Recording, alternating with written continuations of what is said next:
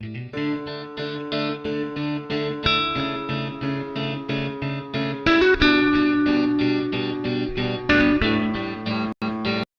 ಅಧ್ಯಾಯ 38ನೇ ವಚನ ಏನು?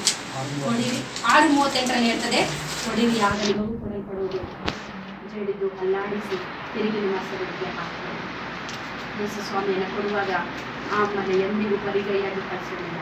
ಆತನ ಬಳಿಗೆ ಬರುವವರು ಪ್ರತಿಯೊಬ್ಬರು ಕಾಣಿಕೆಯನ್ನು ತೆಗೆದುಕೊಂಡು ಬನ್ನಿ ಅಂತ ಯಾಕೆ ಹೇಳ್ತಾನಂದ್ರೆ, ನಿನ್ನ ಕೊರತೆಯನ್ನು ನೀಗಿಸುವುದಕ್ಕೆ, ನಿನ್ನಲ್ಲಿರುವಂತಹ ಒಂದು ಕಷ್ಟಗಳನ್ನು ದೂರ ಮಾಡೋದಕ್ಕೆ, ನಿನ್ನಲ್ಲಿರುವಂತಹ ಕಣ್ಣೀರನ್ನು ದೂರ ಮಾಡೋದಕ್ಕೆ.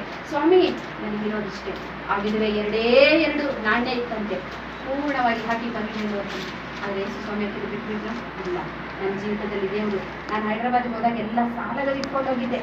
ಅಲ್ಲಿ ಹೋಗಿ ಹೇಳ್ತಾ ಇದ್ದೆ, ಸ್ವಾಮಿ ಎಲ್ಲ ಸಾಲ, ನನ್ನ ಚೈನು 4 ತೊಲೆ ಚೈನ್ ಇಟ್ಟು ಬಂದ್ಬಿಟ್ಟಿನಲ್ಲ ಸ್ವಾಮಿ. ದೇವರ 28ನೇ ಅಧ್ಯಾಯ ಧರ್ಮೋಪದೇಶಗಳ 10ನೇ ವಚನ ಇರುತ್ತದೆ, ತನ್ನ ನಂಬಿದವರನ್ನ ಸಾಲ ಕೊಡುವವರನ್ನಾಗಿ ಮಾಡುತ್ತಾನೆ ಹೊರತು ಸಾಲ ತೆಗೆದುಕೊಳ್ಳುವವರನ್ನ. ನೀವು ಹೀಗಿರ್ಬೇಕಂತ ಆಸೆ ಪಡ್ತೀರಾ, ಹೀಗಿರ್ಬೇಕಂತ ಆಸೆ ಪಡ್ತೀರಾ? ಯಾವುದು ಬೇಕು ನಿಮಗೆ? ಕೈಯೊಡ್ಡಿ ಕೇಳುವುದು ಬೇಕೋ, ಕೊಡುವುದು ಬೇಕು? ಯಾವುದು ಬೇಕು ನಿಮಗೆ ಹೇಳಿ? ಕೊಡುವುದು ಬೇಕಂದ್ರೆ ನೀವು ಕ್ರಿಸ್ತನ ಸನ್ನಿಧಿಯಲ್ಲಿ ಬಿತ್ತರಿ. ಲೋಕದಲ್ಲಿ ಬೇರೆ ಎಲ್ಲಿಯಾದ್ರೂ ಬಿತ್ತಿದ್ರೆ ನಮಗೆ ನಷ್ಟ. ಒಂದು ಸೀರೆ ತಗೊಂಬಂದ್ರೆ 1 ದಿವಸ ಉಟ್ರೆ ಹೋಯ್ತದು, ಹಳೇದೆ. 1 ದಿವಸ ಉಟ್ರೆ ಮುಗಿದೋಯ್ತು. 1 ದಿವಸ ಅಲ್ಲ, ಒಂದು ಗಂಟೆ ಹಾಕೊಂಡ್ರು ಕೂಡ ಹಳೇದೆ ಅದು. ಅಲ್ಲೇ ಹುಟ್ಟತ್ ಬಿಡು. ಹೌದು ತಾನೆ? ಏನಸ್ವಿರಿ? ಹೌದು ತಾನೆ? ಆದರೆ ಯೇಸು ಸ್ವಾಮಿಯ ಮನೆಯಲ್ಲಿ ಬಿತ್ತುವಾಗ ನಮಗೆ ಅದಕ್ಕೆ ಪ್ರತಿಫಲ ಉಂಟು. ಆದ್ದರಿಂದ ದೇವರ ಪ್ರೀತಿ ಎಲ್ಲವನ್ನು ಗೆಲ್ತದೆ. ಯೇಸು ಸ್ವಾಮಿ ಕುರಿಮರಿಯಂತೆ ತನ್ನ ಸಿಲುಬೆಯಲ್ಲಿ ಒದಿಸಲ್ಪಟ್ಟಂತೆ ನಾವು ಕುರುಬನ ಒಂದು ಕುರಿಗಳಾಗಿ ನಾವು ಕೂಡ ಕ್ರಿಸ್ತನ ಒಂದು ಮರಣ ಮತ್ತು ಹಿಂಸೆಯಲ್ಲಿ ಪಾಲುಗಾರರಾಗಿ ಅನೇಕರನ್ನ ಯೇಸುವಿನ ಕಡೆಗೆ ನಾವು ತಿರುಗಿಸೋರಾಗಿರಬೇಕು. ಅವರನ್ನು ನರಕದಿಂದ ತಪ್ಪಿಸಿ ಅವರನ್ನ ಯೇಸು ಕ್ರಿಸ್ತನ ಬಾಗಿಲಿನ ಕಡೆಗೆ ತರುವಂತಹ ಜನರಾಗಬೇಕಂತ ಹೇಳ್ತಿದ್ದಾರೆ. ಆಮೇಲೆ 6ನೇ ಪಾಯಿಂಟ್ ಏನಿರ್ತಂದ್ರೆ, ಆದಿ ತಂದೆ ತಾಯಿಗಳು ತಂದೆ ದೇವರಿಗೆ ಅವಿಧೇಯರಾಗಿ ತಿನ್ನಬಾರದ ಹಣ್ಣನ್ನು ತಿಂದು ದೇವರ ಬಳಿಯಲ್ಲಿರುವಂಥ ಸಂಬಂಧವನ್ನು ಕಳ್ಕೊಂಡ್ರು. ಅಂದರೆ ಶಾರೀರಿಕ ಮರಣ ಉಂಟಾಯಿತು. ಅದಕ್ಕೆ ಮುಂಚೆ ಶಾರೀರಿಕ ಮರಣ ಇತ್ತೋ ಇಲ್ಲವೋ ನನಗೆ ಗೊತ್ತಿಲ್ಲ, ಆದರೆ ಅವರು ಆತ್ಮದಲ್ಲಿ ಸತ್ತೋದ್ರು, ದೇವರ ಬಳಿಗೆ ಸಂಬಂಧ ಕಳೆದೋಯ್ತು. ನಮ್ಮ ಕುಟುಂಬಗಳಲ್ಲಿ ಕೆಲವು ಸಾರಿ ನಾವು ಜಗಳ ಆದಾಗ 3 ತಿಂಗಳು 6 ತಿಂಗಳು ಅವ್ರ ಕಡೆ ನಾವು ಮಾತಾಡಲ್ಲ, ಹೌದಾ? ನನಗೆ ಕೆಲವು ಸಾರಿ ನನ್ನ ಜೀವಿತದಲ್ಲಿ ನನ್ನ ಗಂಡನಿಗೆ ನನಗೆ 3 ವರ್ಷಗಳ ಕಾಲ ಮಾತಿರಲಿಲ್ಲ. 3 ವರ್ಷ ದೇವರ ಸನ್ನಿಧಿಯಲ್ಲಿ ನಾನು ಧ್ಯಾನಿಸ್ತಾ ಕೂತಿರುವಾಗ 24ನೇ ಅಧ್ಯಾಯ 10, 11, 12, 13ನೇ ವಚನ ನನಗೆ ದೇವರು ಹೇಳಿದ್ರು, ನೀನು ಇಕ್ಕಟ್ಟಿನಲ್ಲಿ ಬಳಲಿ ಹೋದರೆ ನಿನ್ನ ಬಲವು ಇಕ್ಕಟ್ಟು, ಕೊಲೆಗೆ ಸೆಳೆಯಲ್ಪಟ್ಟವರನ್ನ ನೀನು ಬಿಡಿಸುವುದಿಲ್ಲವೋ. ಅಯ್ಯೋ ಸ್ವಾಮಿ ನನಗೆ ಗೊತ್ತಿರ, ಅವ್ರ ಆತ್ಮ ಏನಾದರೂ ನಷ್ಟವಾದರೆ, ಅಯ್ಯೋ ಸ್ವಾಮಿ ನನಗೆ ಗೊತ್ತಿರಲಿಲ್ಲ ಅಂತ ಹೇಳಿದ್ರೆ ಕಣ್ಣು ಕೊಟ್ಟವನು ನೋಡುವುದಿಲ್ಲವೋ, ಕಿವಿ ಕೆಟ್ಟವನು ಕೇಳುವುದಿಲ್ಲವೋ. ಅವರ ಆತ್ಮದ ಒಂದು ಬೆಲೆ ನ್ಯಾಯ ತೀರ್ಪಿನ ಬೆಲೆ ಬಂದಿದೆ. ಅದನ್ನು ಇಟ್ಕೊಂಡು ಮತ್ತೆ ನಾನು ಸಂಬಂಧವನ್ನು ಬೆಳೆಸ್ತೀನಿ. ದೇವರ ರಾಜ್ಯದಲ್ಲಿ ನಾವು ಇರುವಾಗ ಅನೇಕರು ಯಾರೇ ಏನು ಅಂದರೂ ಕೂಡ ಯೇಸು ಸ್ವಾಮಿಯ ಮೇಲೆ ನಮ್ಮ ದೃಷ್ಟಿ ಇರುವಾಗ ನಮ್ಮನ್ನು ಯೇಸು ಸ್ವಾಮಿ ಎಂದಿಗೂ ಕೆಳಗಿಳಿಸಲ್ಲ. ಯಾಕಂದರೆ ದೇವರ ವಾಕ್ಯ ಹೇಳ್ತದೆ, ನಿನ್ನ ಮೊಗ್ಗಲಲ್ಲಿ 1000 ಜನರು, ನಿನ್ನ ಬಲಗಡೆಯಲ್ಲಿ 10,000 ಜನರು ಸತ್ತು ಬಿದ್ದರೆ ನಿನಗೆ ಏನು ತಟ್ಟದು? ನೀನು ಅದನ್ನು ಕಣ್ಣಾರೆ ಕಂಡು ದುಷ್ಟನಿಗೆ ಪ್ರತಿದಂಡನೆ ಉಂಟೆಂಬುದಕ್ಕೆ ನೀನು ಸಾಕ್ಷಿಯಾಗಿರ್ಬೇಕು. ಉಪದ್ರವ ನಿನ್ನ ಗುಡಾರದ ಬಾರದು ಅಂತ ನನ್ನ ದೇವರು ಜೀವ ಸ್ವರೂಪನು ಮರಣವನ್ನು ಜಯಿಸಿದ್ದಾನೆ. ಇವತ್ತು ನಮ್ಮ ಜೊತೆಗಿದ್ದಾನೆ, ನಮ್ಮ ಹೃದಯದಲ್ಲಿ ವಾಸ ಮಾಡ್ತಾ ಇದ್ದಾನೆ, ನಮ್ಮ ಪಕ್ಕದಲ್ಲಿದ್ದಾನೆ, ನಮ್ಮನ್ನ ಬಲಪಡಿಸ್ತಾ ಇದ್ದಾನೆ, ನಮ್ಮನ್ನು ಎಚ್ಚರಿಸ್ತಾ ಇದ್ದಾನೆ, ನಮ್ಮನ್ನ ಏನ್ ಮಾಡ್ತಾ ಇದ್ದಾನೆ? ಉತ್ತೇಜನ ಪಡಿಸ್ತಾ ಇದ್ದಾನೆ. ನನ್ನ ಮಗಳೇ ಭಯಪಡಬೇಡ, ಯಾರಿಲ್ಲ ಅಂತ. ನನ್ನ ಮಗಳೇ, ನಿನ್ನ ಮಕ್ಕಳು ಮಾತು ಕೇಳ್ತಾ ಇಲ್ಲ ಅಂತ ನೀನು ಭಯಪಡಬೇಡ. ನಿನ್ನ ಗಂಡ ನಿನ್ನನ್ನ ಗೌರವಿಸ್ತಿಲ್ಲ ಅಂತ ಹೇಳಿ ನಿನ್ನ ಗಂಡ ನಿನ್ನ ಅವಮಾನ ಪಡಿಸ್ತಿದ ಅಂತ ಭಯಪಡಬೇಡ. ಸ್ವಲ್ಪ ಸಮಯ ನಿನ್ನಲ್ಲಿರುವಂತ ಒಳ್ಳೆಯ ಗುಣಗಳೆಂಬ ಐಶ್ವರ್ಯವನ್ನು ಹೊರಗಡೆ ತಗೊಂಡ್ ಬಾ. ನಿನ್ನ ಹೃದಯದಲ್ಲಿ ದೇವರು ಒಳ್ಳೆಯ ಗುಣಗಳೆಂಬ ಐಶ್ವರ್ಯವನ್ನು ಇಟ್ಟಿದ್ದಾನಂತೆ. ಆ ಐಶ್ವರ್ಯ ನಿಧಿಗೋಸ್ಕರವೇ ಯೇಸು ಸ್ವಾಮಿ ಸಿಲುಬೆ ಮೇಲೆ ಬರಬೇಕಾಯಿತು. ನಮ್ಮ ಹೃದಯದಲ್ಲಿ ಇರುವಂತ ಆ ಒಂದು ಆತ್ಮವೆಂಬ ಐಶ್ವರ್ಯ ನಿಧಿಯನ್ನ ಆತನ ಸನ್ನಿಧಿಯಲ್ಲಿ ಸೇರಿಸಿಕೊಳ್ಳಕ್ಕೆ ಯೇಸು ಸ್ವಾಮಿ ಕುರಿಮರಿಯ ಒಂದು ವೇಷವನ್ನು ಹಾಕಿಕೊಂಡು ತಂದೆ ದೇವರ ಬಳಿಯಲ್ಲಿ ನಮಗೆ ಪುನಃ ಸಂಬಂಧವನ್ನು ಏರ್ಪಡಿಸಿದರು. ಈಗ ನಾವು ಯಾರ ಬಳಿಯಲ್ಲಿ ಹೋಗಿ ನಮಗೋಸ್ಕರ ಪ್ರೇಯರ್ ಮಾಡಿ, ನಮಗೋಸ್ಕರ ಪ್ರೇಯರ್ ಮಾಡಿ, ನಮಗೋಸ್ಕರ ಪ್ರೇಯರ್ ಮಾಡಿ ಅಂತ ಕೇಳುವ ಅವಶ್ಯಕತೆ ಇಲ್ಲ. ನೀನು ಎಲ್ಲಿದೆಯೋ, ಯಾವ ಸ್ಥಿತಿಯಲ್ಲಿದೆಯೋ, ಯಾವ ಸಮಯದಲ್ಲಿದೆಯೋ, ಎಂಥ ಪರಿಸ್ಥಿತಿ ಇರ್ತಿದೋ, ಮೊಣಕಾಲು ಹಾಕು, 2 ಕೈಗಳೆತ್ತು, ಕಣ್ಣೀರಿನ ಆತನ ತೇಜೋ ಮಹಿಮೆಯ ಸಿಂಹಾಸನವನ್ನ ದೃಷ್ಟಿಸು. ಆತನ ಅಪರಂಜಿಯ ಪಾದಗಳನ್ನು ಹಿಡಿದು ಗೋಳಾಡು, ಖಂಡಿತ ಅದು ನೀನು ಬಿಡಿಸ್ತಾನೆ. ಖಂಡಿತ ನಿನ್ನ ಸನ್ನಿಧಿಯಲ್ಲಿ ಅದನ್ನು ಬರ್ತಾನೆ. ನಿನ್ನ ಬಳಿಗೆ ಬರ್ತಾನೆ, ನಿನ್ನ ಕಣ್ಣೀರನ್ನು ಬಿಡಿಸ್ತಾನೆ. ಬೇರೆ ಯಾರಿಂದಲೂ ನಿನ್ನ ಕಣ್ಣೀರು ಒರೆಸಕ್ಕಾಗಲ್ಲ. ಬೇರೆ ಯಾರಿಂದಲೂ ನಿನ್ನ ಹೃದಯದ ದುಃಖವನ್ನ ನಾಶ ಮಾಡೋದಕ್ಕೆ ಸಾಧ್ಯವಿಲ್ಲ. ಯೇಸು ಸ್ವಾಮಿ ಹೇಳ್ತಾನೆ. ಅದನ್ನೇ ಯೋಹಾನ ಸುವಾರ್ತೆ 16ನೇ ಅಧ್ಯಾಯ 20ನೇ ವಚನದಲ್ಲಿ ಹೇಳಿದ್ದಾನೆ, ನಿಮ್ಮ ದುಃಖವು ಹೋಗಿ ಆನಂದ ಬೆಳೆಯುವುದು. ಅಂತಹ ದೇವರು ನಮಗಿದ್ದಾರೆ. ನಮಗಿಂತ ಧನ್ಯರು ಭೂಮಿಯಲ್ಲಿ ಯಾರಿದ್ದಾರೆ ಹೇಳಿ. ಇದರ ಬಗ್ಗೆ ಐಜಯ 50 ಫಸ್ಟ್ ಪೀಟರ್ 2 ಮತ್ತು 23ರಲ್ಲಿ ದೇವರ ವಾಕ್ಯ ಹೇಳ್ತದೆ, ಯೇಸು ಸ್ವಾಮಿ ನ್ಯಾಯವಾಗಿ ನ್ಯಾಯ ತೀರಿಸುವಂತ ನೀತಿವಂತ ನ್ಯಾಯಾಧೀಶನ ಬಳಿಯಲ್ಲಿ ಕೂಗಿನಂತೆ, ನನ್ನ ದೇವರೇ ನನ್ನ ದೇವರೇ ನನ್ನ ಏಕೆ ಕೈ ಹಿಡಿದಿ. ನೋಡ್ರಿ, ಬೇಗ ನೋಡ್ರಿ, 1 ಪೇತ್ರ 2:23 ಬೇಗ ನೋಡಿ. ಆತನು ಬಾಧೆಯನ್ನು ಅನುಭವಿಸಿದಾಗ ಯಾರನ್ನೂ ಬೆದರಿಸದೆ ನ್ಯಾಯವಾಗಿ ತೀರ್ಪು ಮಾಡುವಾಗ ತನ್ನ ಕಾರ್ಯವನ್ನು ಮುಗಿಸಿದನು. ಆತನು ಬಾಧೆ, ಹಿಂಸೆ, ಅವಮಾನ ಎಲ್ಲರ ನೀನು ನಿಜವಾದ ಕ್ರಿಸ್ತನೇ ಆಗಿದ್ದರೆ ಸಿಲುಬೆಯಿಂದ ಹಿಡಿದು ಬಾ, ನಿನ್ನನ್ನು ರಕ್ಷಿಸಿಕೊ, ನಮ್ಮನ್ನು ರಕ್ಷಿಸು. ಆತನ ಎಡಗಡ ಮತ್ತು ಬಲಗಡೆಯಲ್ಲಿರುವಂತಹ 2 ಕೊಲೆಗಾರರು, ದುಷ್ಕರ್ಮಿಗಳು, ಎಷ್ಟೋ ಮನೆಗಳನ್ನ ಮುರಿದವರು, ಎಷ್ಟೋ ಪ್ರಾಣಗಳನ್ನ ತೆಗೆದವರು, ನೀತಿವಂತನ ಅಕ್ಕಪಕ್ಕದಲ್ಲಿ ಆಗ್ತಿದ್ದ. ಅದನ್ನು ಯೆಶಾಯ ಗ್ರಂಥ 53ನೇ ಅಧ್ಯಾಯ 7ನೇ ವಚನ, ಅಂದರೆ 53ನೇ ಅಧ್ಯಾಯ ಪೂರ್ತಿ ಸಿಲುಬೆ ಧ್ಯಾನನೇ. ಹೌದು, ಯೇಸು ಸ್ವಾಮಿ ಅನುಭವಿಸಿದಂತಹ ಒಂದು ಕಷ್ಟಗಳು ಅಲ್ಲಿದೆ. ಅದನ್ನು ಪ್ರತಿದಿನ ದಿನಕ್ಕೆ 3 ಸಾರಿ ಊಟ ಮಾಡ್ತೀವಲ್ಲ, ದಿನಕ್ಕೆ 3 ಸಾರಿ ಅದನ್ನು ನೀವು ಓದುವುದಾದರೆ ನಿಮಗಿರುವಂಥ ಕಷ್ಟ, ನೋವು, ಬಾಧೆ, ಹಿಂಸೆ ದಿನದಿಂದ ದಿನಕ್ಕೆ ಅದು ಧೂಳಿನಂತೆ ದೂರವಾಗ್ತದೆ.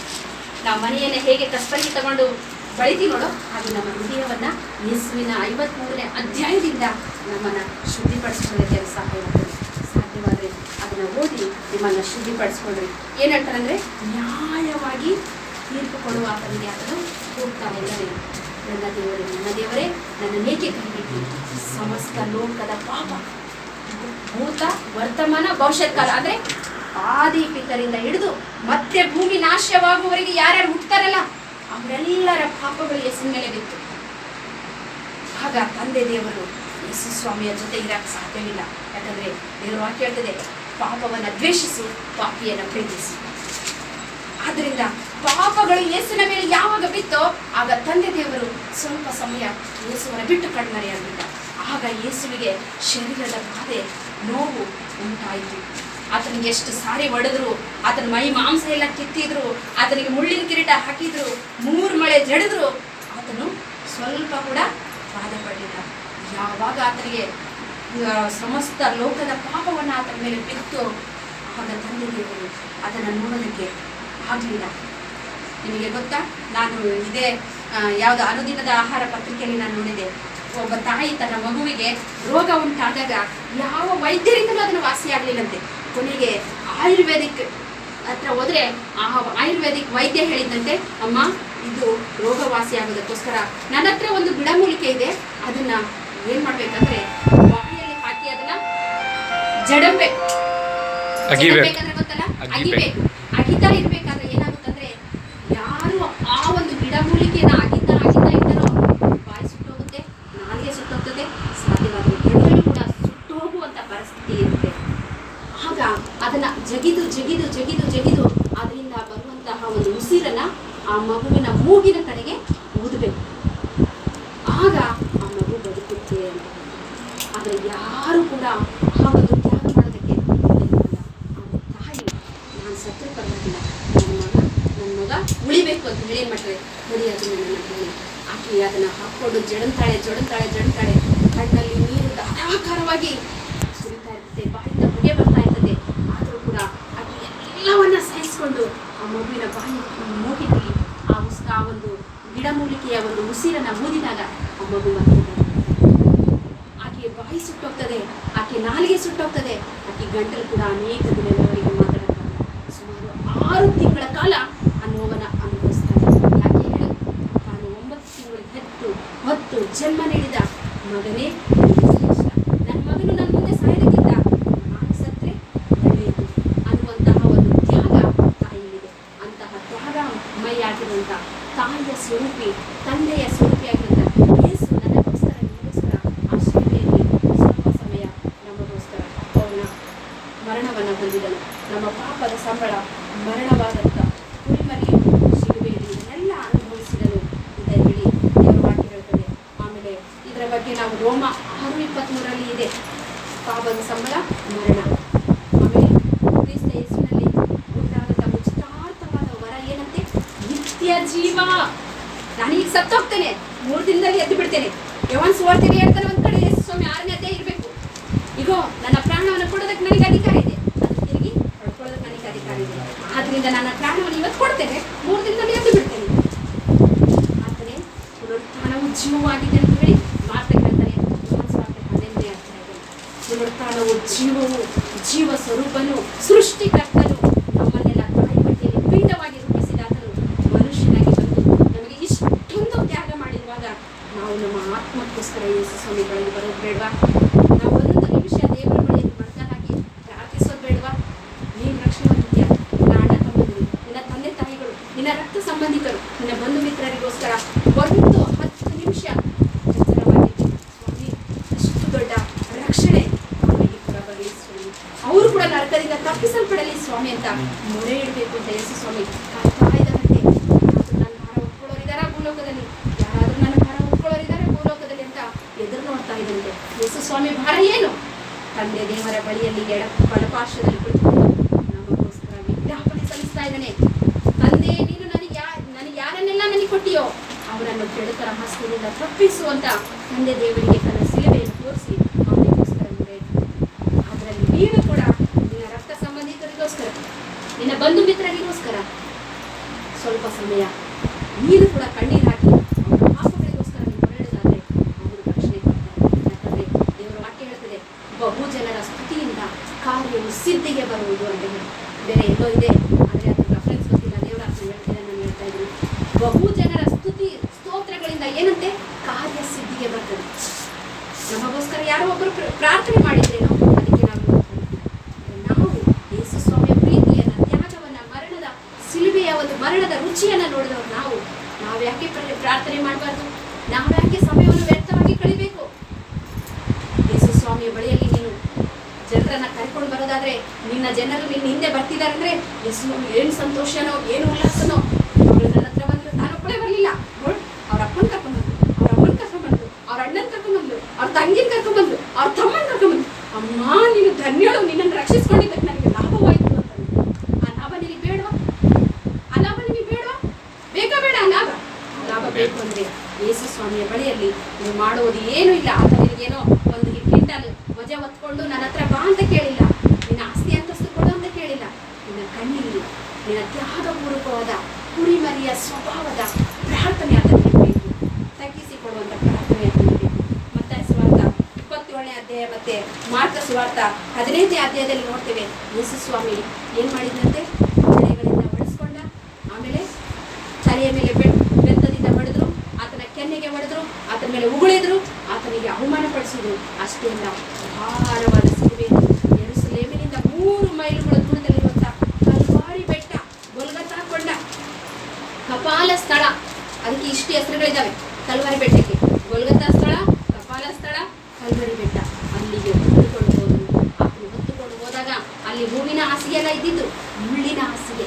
ಆತನು ಹೋಗುವಾಗ ಎಷ್ಟೋ ಸಾರಿ ಬಿದ್ದಾಗ ಆತ ನನಗೆ ಎದ್ರಳಪ್ಪ, ತಗೋ, ನಿನ್ನ ಶಿಲುಬೆ ಅಂತ ಕೊಡಲಿಲ್ಲ, ಹೊಡೆದು ಎಬ್ಸಿದ್ರು. ಆದರೆ ನಾವು ಯೇಸು ಸ್ವಾಮಿ ನಮ್ಮ ಎಲ್ಲ ಬಾಧೆಯನ್ನ, ನಮ್ಮ ಎಲ್ಲ ಹಿಂಸೆಯನ್ನ, ನಮ್ಮ ಎಲ್ಲ ಶಾಪವನ್ನ ಹೊತ್ತುಕೊಂಡಿರುವಾಗ ನೀನು ನಾನು ಯೇಸು ಸ್ವಾಮಿ ಏನು ಕೊಡ್ತಾ ಇದ್ದೀನಿ? ಯೇಸು ಸ್ವಾಮಿ ಏನು ಕೇಳಲ್ಲ. ನಿನ್ನ ಮುರಿದು ಹೋದ ಹೃದಯ ಆತನಿಗೆ ಬೇಕು. ಅದನ್ನ ವಾಸಿ ಮಾಡಿ ಮತ್ತೆ ಅದರಲ್ಲಿ ಅನೇಕರಿಗೋಸ್ಕರ ಬೇಕಾದಂಥ ವಿಜ್ಞಾಪನೆ ಪ್ರಾರ್ಥನೆ ತುಂಬಿಸಿ ನಿನ್ನನ್ನು ಮತ್ತೆ 4 ಜನರ ಮಧ್ಯದಲ್ಲಿ ಗೌರವದಿಂದ ಬಾಳುವಂತೆ ಮಾಡುವಂಥ ದೇವರು ನಮಗಿದ್ದಾನೆ. 7ನೇ ಅಧ್ಯಾಯದಲ್ಲಿ 7ನೇ ವಾಕ್ಯ 8ನೇ ವಾಕ್ಯ ಏನು ಹೇಳ್ತದಂದ್ರೆ, ಯೇಸು ಕ್ರಿಸ್ತನ ರಕ್ತ ಮತ್ತು ತ್ಯಾಗದ ಮಹತ್ವ. ನಿಮಗೆ ಗೊತ್ತಾ ಯೇಸುವಿನ ರಕ್ತ ಎಷ್ಟು ಬೆಲೆಯುಳ್ಳದಂತ? ಯಾಕೆ ಅದಕ್ಕೆ ಅಷ್ಟು ಬೆಲೆ ಬಂತು? ಯಾಕೆ ಅದಕ್ಕೆ ಅಷ್ಟು ಶಕ್ತಿ ಬಂತು ಗೊತ್ತಾ? ಕುರಿಮರಿಯಾಗಿ ತನ್ನನ್ನು ಒಪ್ಪಿಸಿಕೊಟ್ಟನು. ತನ್ನನ್ನು ಹಿಂಸಿಸುವವರಿಗೆ ತಾನು ಕುರಿಮರಿಯನ್ನು ಒಪ್ಪಿಸಿಕೊಟ್ಟನು. ಮಾತಲಿಲ್ಲ, ಯಾವುದೇ ರೀತಿಯಲ್ಲಿ ಅವರಿಗೆ ಶಾಪ ಕೊಡಲಿಲ್ಲ. ಆತನು ಒಂದು ಮಾತು ಹೇಳಿದ್ದಿದ್ರೆ ಅವರೆಲ್ಲರನ್ನು ಕೂಡ ಏನ್ ಮಾಡ್ತಿದ್ದ? ನರಕದಲ್ಲಿ ಹಾಕೋದಾಗಿತ್ತು. ಇದರ ವಾಕ್ಯ ನಾವು ನೋಡ್ತೇವೆ. ತೆಸಲೋನಿಕೇಯರಲ್ಲಿ ತನ್ನ ಬಾಯಿ ಉಸಿರಿನಿಂದ ಯೇಸು ಸ್ವಾಮಿ ಶತ್ರುಗಳನ್ನ ನಾಶ ಮಾಡ್ತಾನಂತೆ. ಮುಂದೆ 2ನೇ ಬರೋಣ ಬಂದಾಗ ಬಾಯಿ ಉಸಿರು ಅಂದ್ಬಿಟ್ರೆ ಸಾಕು, ಅದು ಬೆಂಕಿಯಾಗಿ ಸುಮಾರು ಲಕ್ಷ ಸಾವಿರ ಕೋಟಿ ಜನರು ಆ ಎರಮಗದ್ದೆ ಹಳ್ಳದಲ್ಲಿ ಹೋಗಿ ಬಿದ್ದಿರ್ತಾರಂತೆ. 6 ತಿಂಗಳವರೆಗೆ ಅವ್ರಿಗೆ ಮರಣನೇ ಬರಲ್ಲ. ವಿಮಾನದಂತ ರೆಕ್ಕೆಗಳು ಇರುವಂತಹ ಪಕ್ಷಿಗಳು ಬಂದು ಮಿಡತೆಗಳು ಬಂದು ಅವ್ರ ಚರ್ಮಗಳನ್ನ ಅವರ ಮಾಂಸಗಳನ್ನ ಕಿತ್ತು ತಿಂತಿರ್ತಾವಂತೆ. ಅವ್ರು ಹಾಗೇ ಗುಳಾಡ್ತಾ ಇರ್ತದೆ. ಅವ್ರ ದೇಹದಲ್ಲಿರುವಂತಹ ಮಾಂಸ ಕಿತ್ಕೊಂಡು ತಿಂತಾ ಇದ್ರು. ಅವ್ರ ಪ್ರಾಣ ಹೊರಗೆ ಬರಲ್ಲಂತೆ. ಅಯ್ಯೋ ನನಗೆ ಸಾವು ಕೊಡುತ್ತ ಅನೇಕ ಜನರು ರೋಗದಲ್ಲಿ ಬಾಧೆಯಲ್ಲಿ ಹಿಂಸೆಯಲ್ಲಿ ಕೇಳ್ತಾರೆ. ಆದ್ರೆ ಸಾವು ಕೊಡಲ್ಲ. ಯಾಕೆ ಗೊತ್ತಾ? ಯೇಸು ಸ್ವಾಮಿಗೆ ನೀವು ಎಷ್ಟು ಸಾರಿ ಅವಮಾನ ಮಾಡಿದ್ಯಾ, ಎಷ್ಟು ಸ್ವಾಮಿಗೆ ಎಷ್ಟು ಸಾರಿ ನೀವು ತಿರಸ್ಕಾರ ಮಾಡಿದ್ಯಾ, ಎಷ್ಟೋ ಸಾರಿ ಕೈ ಚಾಚಿ ನನ್ನ ಮಗಳೇ ಮುಂದೆ ಬರುವ ದಿನ ಚೆನ್ನಾಗಿಲ್ಲ, ಈಗಲೇ ಬಂದು ನನ್ನ ರೆಕ್ಕೆ ಕೆಳಗೆ ಬಚ್ಚಿಟ್ಕೊ ನಿನ್ನ ಲೋಕದಲ್ಲಿ ನಾನು ಎಂಜಾಯ್ ಮಾಡ್ಬೇಕು, ನಾನು ಸಿನಿಮಾ ನೋಡ್ಬೇಕು, ಮೆಟ್ನಿ ನೋಡ್ಬೇಕು, ಅಲ್ಲಿ ತಿರುಗ್ಬೇಕು, ಇಲ್ಲಿ ತಿರುಗ್ಬೇಕು. ಆತ್ಮವನ್ನ ಸೈತಾನನಿಗೆ ಒಪ್ಪಿಸಿ ತಂದೆ ದೇವರು ಯೇಸು ಕ್ರಿಸ್ತನು ಪರಿಶುದ್ಧಾತ್ಮ ಕಾಯ್ತಾರಂತೆ. ಅಯ್ಯೋ ನಾವೆಷ್ಟು ಹೇಳ್ತಾ ಇದ್ದೀವಿ, ನನ್ನ ಮಕ್ಕಳು ಹೋಗಿ ಹೇಳ್ತಿದ್ದಾರೆ, ಇವ್ರು ಕೇಳಿಸ್ಕೊಳ್ತಾ ಇಲ್ಲ, ನರಕಕ್ಕೆ ಪಾಲಾಗ್ತಾರೆ. ನಾನು ಇವರನ್ನ ಸೃಷ್ಟಿ ಮಾಡಿದಕ್ಕಿಂತ ಸೃಷ್ಟಿ ಮಾಡದೇ ಇದ್ದಿದ್ರೆ ಎಷ್ಟೋ ಚೆನ್ನಾಗಿತ್ತಲ್ಲ ಅಂತ ಹೇಳಿ ನೋಹನ ಕಾಲದಲ್ಲಿ ಹೇಗೆ ವಂಚಿತಗೊಂಡು ಅಂತಹ ದಿನಗಳು ಯೇಸು ಸ್ವಾಮಿಯ ಜೀವಿತದಲ್ಲಿ. ಯೇಸು ಸ್ವಾಮಿಯ ಯೆರೂಸಲೇಮ್ ದೇವಾಲಯವನ್ನು ನೋಡಿ, ಯೆರೂಸಲೇಮ್ ಪಟ್ಟಣವನ್ನು ನೋಡಿ ನಾನು ಅನೇಕ ಸಾರಿ ಕೋಳಿ ಮರಿಗಳಂತೆ ನನ್ನ ರೆಕ್ಕೆಗಳಿಗೆ ಬಚ್ಚಿಕೊಳ್ಳೋದಕ್ಕೆ ನನಗೆ ಮನಸ್ಸಿತ್ತು, ನನಗೆ ಇಷ್ಟ ಇತ್ತು. ಆದರೆ ನಿನಗೆ ಇಷ್ಟ ಇರಲಿಲ್ಲ. ನಿನಗೆ ಉಂಟಾಗುವಂಥ ಹಿಂಸೆ, ನಿನಗೆ ಉಂಟಾಗುವಂಥ ಶೋಧನೆ, ಶ್ರಮೆಯನ್ನು ಕಂಡು ಯೇಸು ಸ್ವಾಮಿ ಯೆರೂಸಲೇಮ್ ಪಟ್ಟಣದಲ್ಲಿ ನೋಡ್ತಾ ಕಣ್ಣೀರು ಹಾಕಿದ್ರಂತೆ. ಯೇಸು ಸ್ವಾಮಿ ಈ ಲೋಕದಲ್ಲಿ 2 ಸಾರಿ ಕಣ್ಣೀರು ಹಾಕಿದ್ದಾರೆ. ಒಂದು ಯೆರೂಸಲೇಮ್ನ ದೇವಾಲಯ ಮತ್ತು ಯೆರೂಸಲೇಮ್ ಪಟ್ಟಣವನ್ನು ನೋಡಿ ಕಣ್ಣೀರು ಹಾಕಿದ್ದಾರೆ. 2ನೇ ಸಾರಿ ಲಾಜರನ್ನು ಸತ್ತಾಗ ಮಾರ್ಥ, ಮರಿಯ ಮತ್ತೆ ಅಲ್ಲಿರುವಂಥ ಯೆಹೂದ್ಯರೆಲ್ಲರೂ ಲಾಜರನ ಕುರಿತಾಗಿ ಕಣ್ಣೀರು ಹಾಕಿದಾಗ ಯೇಸು ಸ್ವಾಮಿಯ ಆತ್ಮದಲ್ಲಿ ಒಂದು ಕಣ್ಣೀರು ಬಿಟ್ಟ ಹೋಗ್ತಾ ಇತ್ತು. 11ನೇ ಅಧ್ಯಾಯ 35ನೇ ವಚನ. ಯಾರಾದರೂ ನಮಗೋಸ್ಕರ ಕಣ್ಣೀರು ಬಿಟ್ಟಿರಂತ ದೇವರನ್ನ ನೀವು ಕೇಳಿದ್ದೀರಾ? ನಿಮ್ಮ ತಂದೆ ತಾಯಿಗಳು ಹೇಳಿದ್ದಾರೆ? ಯಾರಾದರೂ ನಿಮಗೆ ಹೇಳಿದ್ದಾರೆ ನಮಗೋಸ್ಕರ ಕಣ್ಣೀರು ಬಿಟ್ಟವ್ರು ಯಾರಿದ್ದಾರೆ? ನೀನು 2 ಬೆಟ್ಟೆ ತಗೊಂಡು ಬಾಯಿದ್ರಲ್ಲಿ ನಾವು ವಂಶನ ನಿರ್ವಂಶ ಮಾಡ್ತೀನಿ ಅಂತ ಅಂದವರಿದ್ದಾರೆ. ನಮ್ಮ ತಾಯಿ ಪೂಜೆ ಮಾಡುವಾಗ ಆಕೆ ಹೇಳಿದ್ರು ಏನು ಗೊತ್ತಾ? 5 ಜನಕ್ಕೆ ನಿಜವಾಗಿ, 20 ಜನಕ್ಕೆ ಸುಳ್ಳಾಗಿ ಜಗತ್ತಿಗೆ ಮೆರೆತಿಂದ್ರಲ್ಲೇ ನಾನು ಬರೀ ಮಾರಿಯಲ್ಲ ಹೆಮ್ಮಾರಿ ಅಂದಿದ್ರು.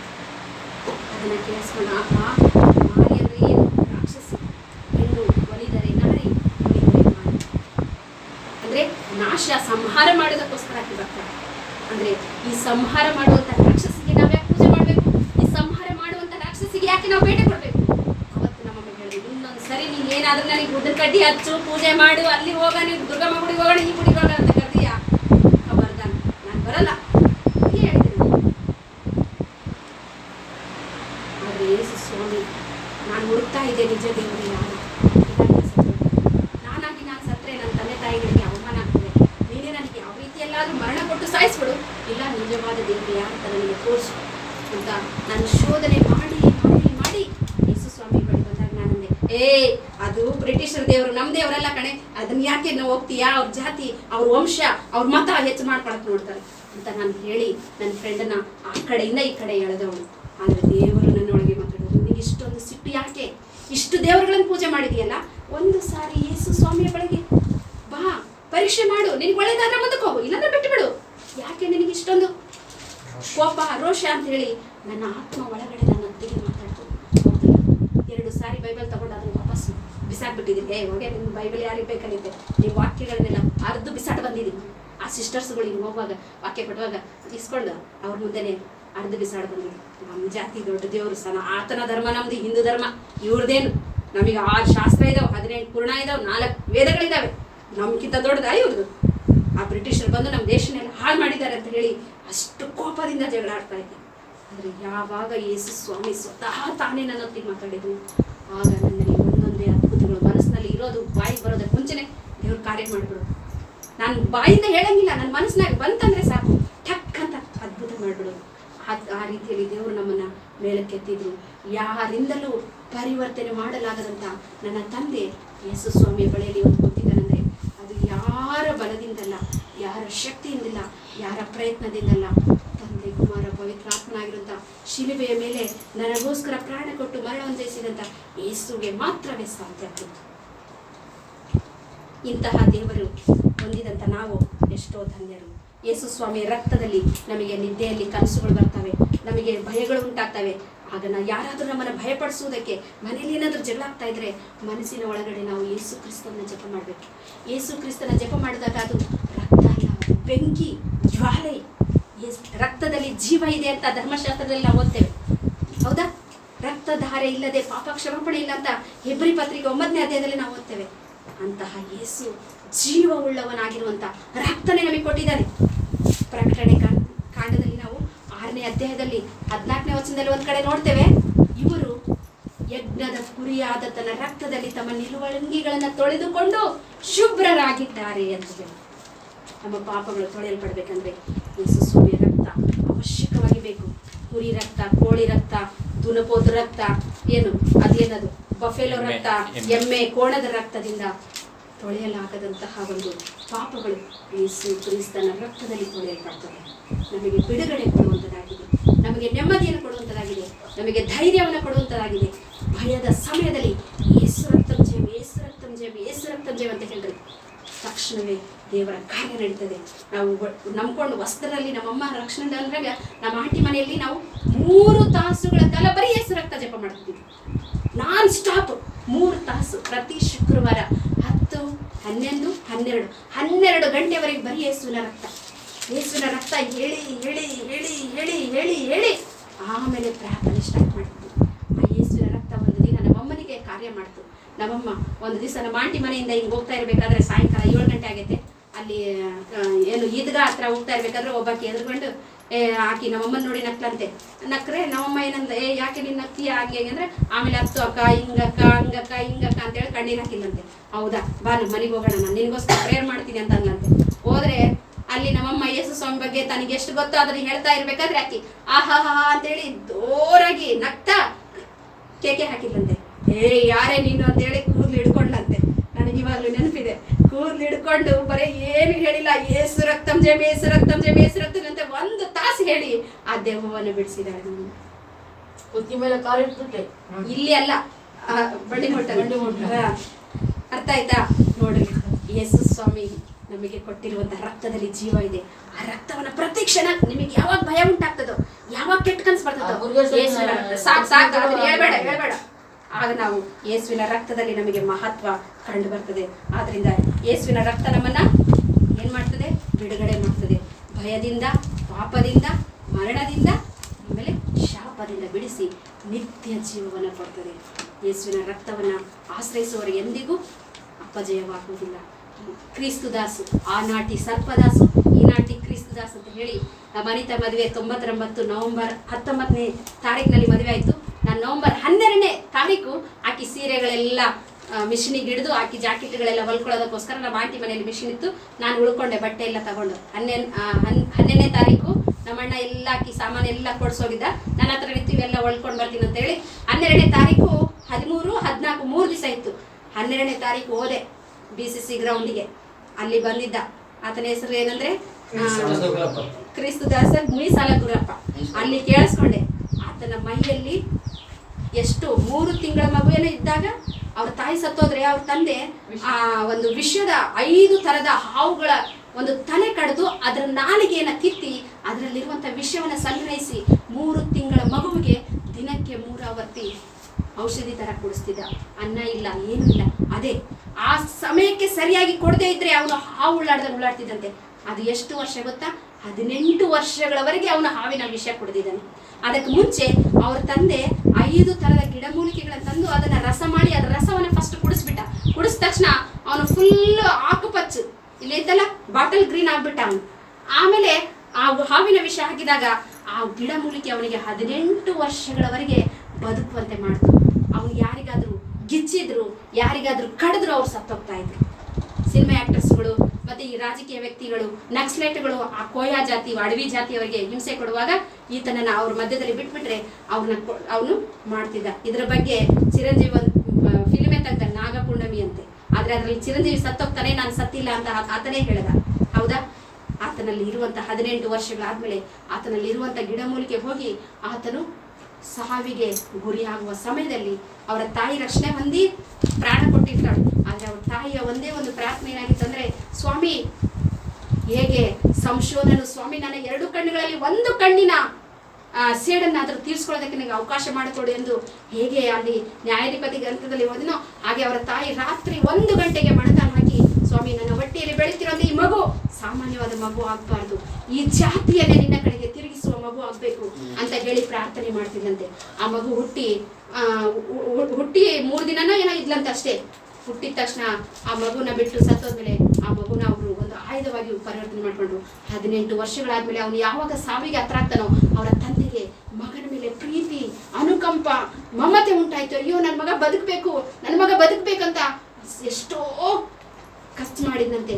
ಲಾಸ್ಟಿಗೆ ದಿನಕರನ್ ಅಂಕಲ್ ಹೈದರಾಬಾದ್ ಪಟ್ಟಣಕ್ಕೆ ಬಂದಾಗ ಅಲ್ಲಿ ಯಾರೋ ಒಬ್ರು ಅವರಿಗೆ ಸ್ವಾರ್ಥ ಹೇಳಿದ್ರು, ನೀವು ಹೈದರಾಬಾದ್ ಪಟ್ಟಣಕ್ಕೆ ಹೋಗ್ರಿ, ದಿನಕರನ್ ಅಂಕಲ್ ಅಲ್ಲಿ ಬರ್ತಿದ್ದಾರೆ, ನಿಮ್ಮ ಮಗನಿಗೆ ಖಂಡಿತ ಅಲ್ಲಿ ಏನ್ ಸಿಗ್ತದೆ, ಬಿಡುಗಡೆ ಸಿಗ್ತದೆ, ನಿಮ್ಮ ಮಗ ಉಳಿತಾನೆ ಅಂದ್ರೆ ಅವ್ರ ತಂದೆ ಮಗನನ್ನ ಕರ್ಕೊಂಡು ಆ ಒಂದು ಸುಮಾರು 5 ಲಕ್ಷ ಜನ ಕೂತಿರುವಂತಹ ಆ ಗ್ರೌಂಡಿಗೆ ಬಂದಾಗ ಆ ಮಗನು ಅಳ್ತಾನೆ ಇದ್ದಂತೆ, ಕುತ್ಕೊಳಕ್ ಆಗ್ತಿದ್ದಿಲ್ಲಂತೆ. ಆದರೆ ಯಾವಾಗ ದಿನಕರನ್ ಅಂಕಲ್ ಎದ್ದು ವಾಕ್ಯಕ್ಕೆ ನಿಂತ ತಕ್ಷಣವೇ ಪವಿತ್ರಾತ್ಮನು ಅವರ ಮೇಲೆ ಬೆಂಕಿಯಾಗಿ ಇಳಿತಾ ಇದ್ರು. ಬೆಂಕಿಯಿಂದ ಇಳಿದಾಗ ಅವರು ಮನುಷ್ಯರಾಗಿರ್ಲಿಲ್ಲ, ಸ್ವತಃ ಯೇಸು ಸ್ವಾಮಿ ಅವರಲ್ಲಿ ಇದ್ದು ಕಾರ್ಯ ಮಾಡ್ತಾ ಇದ್ರು.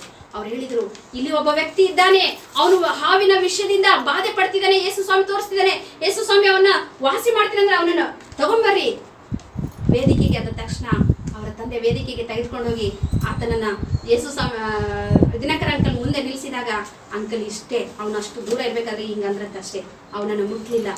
ತಕ್ಷಣವೇ ಅವನು ಪಲ್ಟಿ ಹೊಡೆದು ಕೆಳಗಡೆ ಬಿದ್ದ.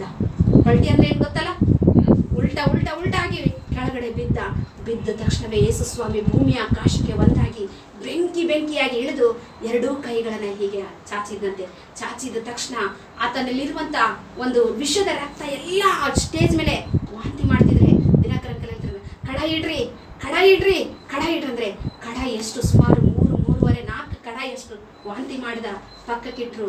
ಆಮೇಲೆ ಆತನು ಸತ್ತ ಹಾಗೆ ಬಿದ್ದಾಗ ಯೇಸು ಸ್ವಾಮಿ ಹೀಗೆ ಅಂದಾಗ ಯೇಸು ಸ್ವಾಮಿಯ ಗಾಯಗಳಿಂದ ಬ್ಲಡ್ ಆತನಿಗೆ ಏರ್ತಾ ಇತ್ತು.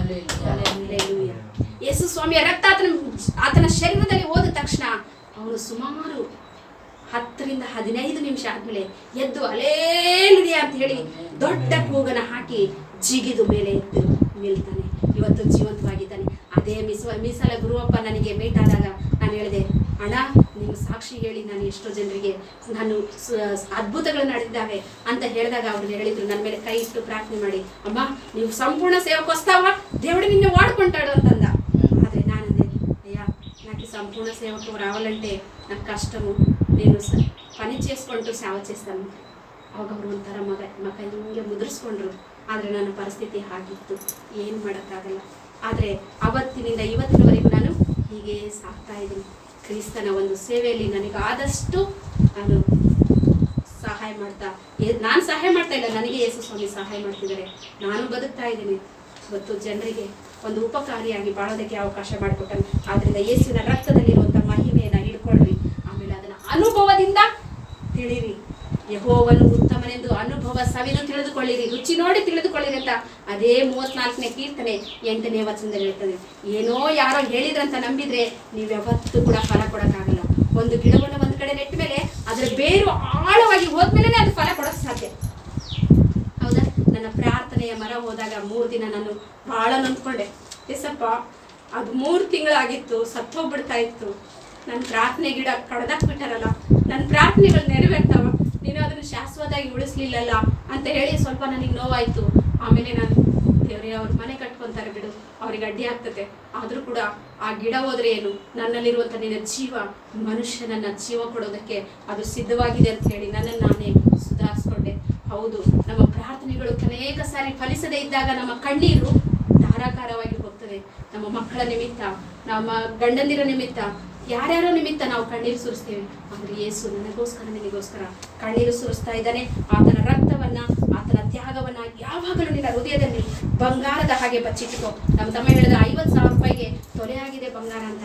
ಆದರೆ ಯೇಸು ಸ್ವಾಮಿ ಏನು ಹೇಳಿದಾನೆ, ಬಂಗಾರಕ್ಕಿಂತಲೂ, ಜೇನುತುಪ್ಪಕ್ಕಿಂತಲೂ, ಶೋಧಿಸಿದ ಬಂಗಾರಕ್ಕಿಂತಲೂ ಶ್ರೇಷ್ಠವಾದ ಯೇಸುವಿನ ರಕ್ತ ನಮಗೋಸ್ಕರ ಇದೆ. ನಾನೇ ನಿಮಗೋಸ್ಕರ ಬೆಳ್ಳಿಯಾಗಿದ್ದೇನೆ, ನಾನೇ ನಿಮಗೋಸ್ಕರ ಬಂಗಾರವಾಗಿದ್ದೇನೆ ಅಂತ ಹೇಳಿ ಯೋಗ ಗ್ರಂಥದಲ್ಲಿ ಯೇಸು ಸ್ವಾಮಿ ಹೇಳಿದ್ದಾರೆ. ಆದರೆ ಆದ್ರಿಂದ ನಮ್ಮ ಆಸೆಯನ್ನು ಆತನು ಎಂದಿಗೂ ಕೂಡ ನಿರರ್ಥಕಪಡಿಸುವ ದೇವರಲ್ಲ. ಪ್ರೀತಿ ಕೃಪೆಗಳೆಂಬ ಕಿರೀಟದಿಂದ ನಿನ್ನನ್ನು ಶೃಂಗರಿಸ್ತೇನೆ, ಶ್ರೇಷ್ಠ ವರಗಳಿಂದ ನಿನ್ನ ಆಸೆಯನ್ನು ಪೂರೈಸ್ತೀನಿ ಅಂತ ಹೇಳಿದಂತ ದೇವರು ನಮಗಿದ್ದಾನೆ. ಬಾಯಾರಿದವರ ಆಸೆಯನ್ನು ಪೂರೈಸಿ ಹಸಿದವರನ್ನು ಮೃಷ್ಟಾನ್ನ ಭೋಜನದಿಂದ ನಾನು ತೃಪ್ತಿಪಡಿಸ್ತೀನಿ ಅಂತ ಹೇಳಿರುವ ದೇವರು ನಮಗಿದ್ದಾನೆ. ಇವತ್ತು ಕರೋನಾ ಬಂದಿದೆ, ಅಯ್ಯೋ ಇನ್ನೂ ಸ್ವಲ್ಪ ದಿವಸ ಆದ್ಮೇಲೆ ರೇಟುಗಳು ಬಹಳ ಆಗ್ತವೆ, ಯಾರು ದುಡಿತಾ ಇಲ್ಲ, ನಮ್ಮಲ್ಲಿರೋ ದುಡ್ಡು ಖಾಲಿ ಆಗ್ತದೆ, ಆಮೇಲೆ ನಾವು ರೇಷನ್ಗೆ ಏನ್ ಮಾಡ್ಬೇಕು, ನಮ್ಮ ಮಕ್ಕಳ ಫೀಸ್ ಏನು, ನಮ್ಮ ಮಕ್ಕಳ ಶಾಲೆ ಏನು ಅಂತ ಅನೇಕರು ಕಳವಳದಿಂದ ಗೊಂದಲದಿಂದ ಒಳಗಡೆನೇ ಕುಗ್ಗಿ ಹೋಗ್ತಾ ಇದ್ದಾರೆ. ಸೈತಾನನು ಮಾಡುವ ಮೊದಲ ಬಾಣ ಏನ್ ಗೊತ್ತಾ? ಭಯ. ಕುಗ್ಗಿದ ಮನಸ್ಸನ್ನ ಕೊಡುವಂತನ. ಆದ್ರೆ ಯೇಸು ಸ್ವಾಮಿಯ ವಾಕ್ಯ 147ನೇ ಅಧ್ಯಾಯ ಇರಬೇಕಾದ್ರು 13-14 ಯೆಹೋವನು ಬಿದ್ದು ಹೋದವರನ್ನೆಲ್ಲ ಮೇಲೆತ್ತುತ್ತಾನೆ, ಕುಗ್ಗಿದವರನ್ನ ಬಲಪಡಿಸುವಾತನಾಗಿದ್ದಾನೆ. ನಮಗಿರುವ ದೇವರು ಸಾಮಾನ್ಯವಾದ ದೇವರಲ್ಲ. ಭೂಮಿ ಆಕಾಶಗಳನ್ನುಂಟು ಮಾಡಿದ ದೇವರು, ಸೂರ್ಯ ಚಂದ್ರ ನಕ್ಷತ್ರಗಳನ್ನುಂಟು ಮಾಡಿದ ದೇವರು, ನನ್ನನ್ನು ನಿನ್ನನ್ನು ಜೀವಂತವಾಗಿ ಇರಿಸಿದ ಯೇಸು ಕ್ರಿಸ್ತನು ಜೀವಂತನಾಗಿದ್ದಾನೆ. ಆದ್ರಿಂದ ನಾನು ನೀನು ಕೂಡ ಜೀವಂತವಾಗಿರ್ತೇವೆ. ಎಂತಹ ಪರಿಸ್ಥಿತಿ ಬರಲಿ, ಯೇಸುವಿನ ರಕ್ತ, ಯೇಸುವಿನ ಒಂದು ಶಿಲುಬೆಯ ಧ್ಯಾನವನ್ನು ಮಾತ್ರ ನೀನು ಮರಿಬೇಡ. ಕುಂತ್ರು ಎದ್ರು ಅದನ್ನ ನಿನ್ನ ಕಣ್ಣಿಗೆ ಕನ್ನಡಿಯಂತೆ ನಿನ್ನ ಮುಖವನ್ನು ಹೇಗೆ ನೋಡ್ಕೊಂತೀಯೋ ಹಾಗೆ ನೋಡ್ತಾ ಇರ್ಬೇಕಂತ ಹೇಳ್ತೀವಿ. ಆಮೇಲೆ ಲಾಸ್ಟ್ ಇನ್ನೊಂದು 2 ವಚನ ಇದೆ, ಹೇಳಿ ನಾನು ಮುಗಿಸ್ತೇನೆ. ಮತ್ತೈ ಸುವಾರ್ತ 3ನೇ ಅಧ್ಯಾಯ 17ನೇ ವಚನದಲ್ಲಿ ಏನ್ ಹೇಳ್ತದೆ ಅಂದ್ರೆ, ಆತನ ರಕ್ತವು ಅಮೂಲ್ಯವಾಗಿದೆ, ಅದು ಪಾಪವನ್ನು ನಿವಾರಣೆ ಮಾಡ್ತದೆ. ಆಮೇಲೆ ದೇವರು ನಮ್ಮಿಂದ ಕೇಳುವಂಥದ್ದು ಏನ್ ಗೊತ್ತಾ? ವಿಧೇಯತೆ. ವಿಧೇಯರಾದ್ರೆ ನಾವು ಬದುಕ್ತೇವೆ. ಅನೇಕ ಸಾರಿ ಇಸ್ರಾಯೇಲರು ಅವಿಧೇಯರಾಗಿ ಅರಣ್ಯದಲ್ಲಿ ಸತ್ತೋದ್ರು. ಆದ್ರೆ ನಾನು ನೀನು ಏನ್ ಗೊತ್ತಾ? ಏನ್ ಪ್ರಾರ್ಥನೆ ಮಾಡ್ತಿ ಬಿಡು, ಏನ್ ವಾಕ್ಯ ಓದ್ತಿ ಬಿಡು, ಅವ್ರಿಗೇನು ಬಿಡು, ಅವ್ರ ಹಂಗೆ ಹಿಂಗೆ ಅಂತ ಹೇಳಿ ಅವ್ರು ಒಂದ್ ಮಾತಾಡೋದು ನಾನೇನ್ ಕಡಿಮಿನ, ನಾನು 10 ಮಾತು ಮಾತಾಡ್ತೇನೆ ಅಲ್ಲ. ಸೇಡಿಗೆ ಪ್ರತಿ ಸೇಡು. ದೇವ್ರು ಹೇಳ್ತಾನೆ, ಮುಯಿಗೆ ಮುಯಿ ತೀರಿಸುವುದು ನಿಮ್ಮ ಕೆಲಸವಲ್ಲ, ಅದು ನನ್ನ ಕೆಲಸ. 12ನೇ ಅಧ್ಯಾಯ ರೋಮಪತ್ರಿಕೆ ಪೂರ್ಣವಾಗಿ ಪ್ರತಿದಿನ ಓದ್ರಿ, ಪೂರ್ಣ ಅಧ್ಯಾಯನೇ ಓದ್ರಿ. ಅಲ್ಲಿ ಹೇಳ್ತಾನೆ, ಮುಯಿಗೆ ಮುಯಿ ತೀರಿಸುವುದು ನಿಮ್ಮ ಕೆಲಸವಲ್ಲ, ಅದು ನನ್ನ ಕೆಲಸ. ನೀನೇ ಮುಯಿಗೆ ಮುಯಿ ತೋರಿಸ್ಕೊಂಡ್ರೆ ಯೇಸು ಸ್ವಾಮಿ ನಿನಗೆ ಯಾವುದೇ ರೀತಿಯಲ್ಲಿ ಉಪಕಾರ ಮಾಡುತ್ತಾರೆ. ಸಹಿಸ್ಕೊಂಡ್ರೆ ಮುಂದೆ ಒಳ್ಳೆಯ ದಿನ ಕಾಣ್ತೇವೆ. ನಮ್ಮ ಜೀವಿತದಲ್ಲಿ ಕ್ರಿಸ್ತನ ರಕ್ತ ಮತ್ತು ಮಹಿಮೆ ಹೇಳಿದ್ವಿ. ಇದೆಲ್ಲವನ್ನ ಸಹಿಸ್ಕೊಂಡಾಗ ನಮ್ಗೆ ಏನ್ ಸಿಗ್ತದಂದ್ರೆ, ಭಯದ ಮೇಲೆ, ಸೈತಾನನ ಮೇಲೆ, ಪಾಪದ ಮೇಲೆ, ಮರಣದ ಮೇಲೆ ಯೇಸು ಸ್ವಾಮಿ ಜಯವನ್ನ ಕೊಡ್ತಾನೆ ತನ್ನ ರಕ್ತದ ಮೂಲಕ. ಆಮೇಲೆ ಇದು 12ನೇ ವಚನ ಆಯ್ತು. 11ನೇ ವಚನ ಏನಿದೆ ಹೇಳಿ? ನಾವು ಯಾವಾಗ ಯೇಸು ಸ್ವಾಮಿಯನ್ನ ದೀನ ಸ್ವಭಾವದಿಂದ, ಕುರುಮರಿಯ ಸ್ವಭಾವವನ್ನ ನಾವು ಯಾವಾಗ ಧರಿಸ್ಕೊಳ್ತೇವೆ, ದೀನ ಮನಸ್ಸು, ನಮ್ಮನ್ನು ನಾವು ಮುರಿಯಲ್ಪಡಬೇಕು. ಹೇಗೆ ಭೂಮಿ ಮುರಿಯಲ್ಪಡದೆ ಫಲ ಕೊಡೋದಿಲ್ವೋ, ಮೇಘಗಳು ಅಥವಾ ಮೋಡಗಳು ಮುರಿಯದೆ ಮಳೆ ಸುರಿಸುವುದಿಲ್ಲವೋ, ಹಾಗೆ ನಮ್ಮ ಹೃದಯದಲ್ಲಿ ಒಂದು ನೀತಿ, ನ್ಯಾಯ, ಧರ್ಮ, ಸಹನೆ, ತಾಳ್ಮೆ, ಪ್ರೀತಿ, ಸಂತೋಷ, ದೀರ್ಘಶಾಂತಿ, ನಂಬಿಕೆ, ದಯೆ, ಕರುಣೆ, ಉಪಕಾರ, ಸಾಧುತನ, ಕ್ಷಮೆದಮೆ ಇವೆಲ್ಲವೂ ಕೂಡ ಬರೋದಕ್ಕೆ ಸಾಧ್ಯವಾಗ್ತದೆ. ನಾವು ಮುರಿಯಲ್ಪಟ್ಟಿಲ್ಲ ಅಂದ್ರೆ ಆತ್ಮೀಯ ಫಲಗಳು ನಮ್ಮಲ್ಲಿ ಬೆಳೆಯೋದಕ್ಕೆ ಸಾಧ್ಯವಿಲ್ಲ. ಆತ್ಮೀಯ ಫಲವು ಗಲಾತ್ಯ ಪತ್ರಿಕೆ 5ನೇ ಅಧ್ಯಾಯ 22ನೇ ವಚನ ಮತ್ತು 23ನೇ ವಚನದಲ್ಲಿ ಹೇಳ್ತಾನೆ, ದೇವರು ಆತ್ಮೀಯ ವರಗಳು, ಆತ್ಮೀಯ ಫಲಗಳು ನಮಗೋಸ್ಕರ ಕೊಟ್ಟಿದ್ದಾನೆ. ಆತ್ಮೀಯ ವರಗಳಂದ್ರೆ ಜನರನ್ನ ಯೇಸು ಸ್ವಾಮಿಯ ಬಳಿಗೆ ತರೋದಕ್ಕೋಸ್ಕರ ನಮಗೆ ಅವಶ್ಯಕವಾಗಿ ಬೇಕು. ಸೇವೆ ಮಾಡೋ ಪ್ರತಿ ವ್ಯಕ್ತಿಗಳಿಗೆ ಆತ್ಮೀಯ ವರಗಳು ಬೇಕು. ಅದಕ್ಕಿಂತ ಶ್ರೇಷ್ಠವಾಗಿ ಆತ್ಮೀಯ ಫಲಗಳು ಬೇಕು. ಫಲಗಳು ಇದ್ದಾವಂದ್ರೆ ನೀನು ವರಗಳಿಗೋಸ್ಕರ ಡಿಮ್ಯಾಂಡ್ ಮಾಡೋ ಅವಶ್ಯಕತೆ ಇಲ್ಲ. No demand. ಮನೆಯಲ್ಲಿ 2 ಮಕ್ಕಳಿದ್ದಾರೆ ಅಂದ್ರೆ ಒಬ್ಬನು ಯಾವಾಗಲೂ ಡಿಮ್ಯಾಂಡ್ ಮಾಡ್ತಾನೆ, ನನಗೆ ಅದೇ ಬೇಕು, ನನಗಿದೇ ಬೇಕು, ನನಗಿದೇ ಬೇಕು ಅಂದ್ರೆ, ಆದ್ರೆ ಇನ್ನೊಬ್ಬನು ಸುಮ್ಮನೆ ಮೌನವಾಗಿರ್ತಾನೆ. ಏನ್ ಕೊಟ್ಟರು ತಿಂತಾನೆ, ಏನ್ ಮಾಡಿದ್ರು ಮಾಡ್ತಾನೆ. ಆದ್ರೆ ಏನಾಗ್ತದೆ ಹೇಳಲ್ಲಿ? ಡಿಮ್ಯಾಂಡ್ ಮಾಡೋರ್ಗಿಂತ ಹೆಚ್ಚಾಗಿ ಮೌನವಾಗಿ ತಂದೆ ತಾಯಿಗಳ ಪ್ರೀತಿ, ಅವರ ಒಂದು ಕಷ್ಟ, ಅವರ ಒಂದು ವೇದನೆಯನ್ನ ಅವನು ಅರ್ಥ ಮಾಡ್ಕೊಂಡು ಏನ್ ಕೊಟ್ಟು ತಿಂತಾನಲ್ಲ, ಅವನ ಮೇಲೆ ಪ್ರೀತಿ ಹೆಚ್ಚಾಗ್ತದೆ. ಹೌದಾ ಇಲ್ಲ? ಹೌದು ತಾನೆ? ಯಾಕೆ ನನ್ನ ಮಗ ಏನೂ ಕೇಳಲ್ಲ, ನನ್ನ ಮಗ ಏನ್ ಕೊಟ್ಟರು ತಿಂತಾನೆ, ನನ್ನ ಮಗ ಯಾವಾಗಲೂ ಮೌನವಾಗಿರ್ತಾನೆ, ಯಾರ ಹತ್ರ ಜಗಳಾಡಲ್ಲ, ಇಂಥ ಮಗ ದೇವರು ಕೊಟ್ಟಿದ್ದಾನೆ, ಅವನಿಗೋಸ್ಕರ ನಾನು ಏನಾದ್ರೂ ಮಾಡ್ಬೇಕಂತ ತಂದೆ ತಾಯಿಗಳು ಹೇಗೆ ತವಕ ಪಡ್ತಾರೋ ಹಾಗೆ ತಂದೆ ದೇವರು ಕೂಡ ನೀನು ದೀನ ಸ್ವಭಾವನ ಧರಿಸ್ಕೊಂಡ್ರೆ, ಕುರಿಮರಿಯ ಸ್ವಭಾವ ಧರಿಸ್ಕೊಂಡ್ರೆ ತನ್ನಷ್ಟಕ್ಕೆ ತಾನೇ ನಿನ್ನಲ್ಲಿ ಏನ್ ಬರ್ತದೆ? ತಂದೆಯ ವರಗಳು ಬರ್ತವೆ.